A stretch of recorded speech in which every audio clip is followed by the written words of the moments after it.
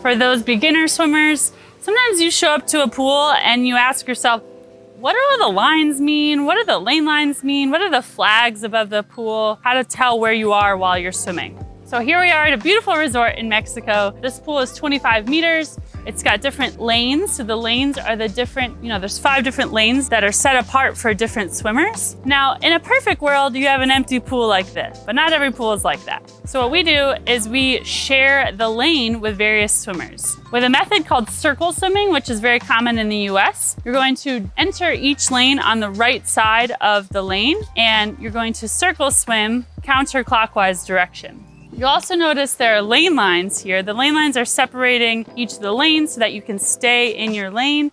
They also help prevent the waves from getting really choppy so that it's a smoother water for you to swim through. Those are the walls. After you finish a set, you're going to swim a lap or swim a couple laps or lengths.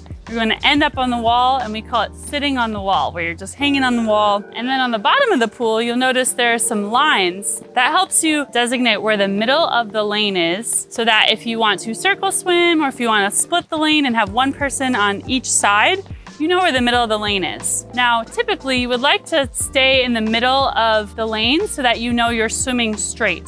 You'll notice at the end of each lane line, there's a T shape. What that does is it tells you that you are approaching the wall so that you know you are just a couple feet away from where the wall will be. So whether you want to do a flip turn or you just want to swim in, touch the wall, and then turn around, make sure your eyes are looking at the bottom of the pool as you swim, at least in freestyle, so that you know where that T is and you know that you're not going to hit the wall. This pool does not have backstroke flags, so those are the flags that you'll see on both sides of the pool at most pools. That is also for when you're swimming backstroke, you can see the flags from when you're looking up, and you'll start to recognize and feel comfortable knowing the distance between the flags and the wall, and you can anticipate when you're approaching the wall. Also, most lane lines, they have different color sections on the lane lines.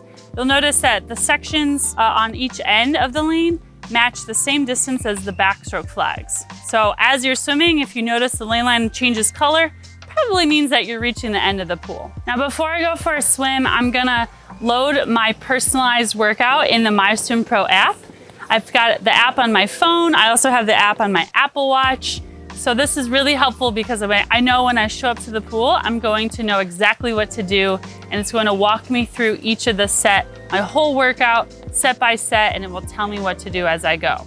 So on my phone, I can pull up my workout. I can drag the arrow on my app to adjust the duration of the workout. Once I customize my workout, I can then send it to my watch, and my watch will track the workout according to the length of the pool. It'll tell me my distance, my duration, my heart rate, and it will tell me how many strokes I take per lap, which is super helpful because it will tell you how efficiently you're swimming in the water. Check out the MySwimPro app. There's some great workouts for beginners. There's drills, technique videos. It will tell you exactly what to do when you go to the pool.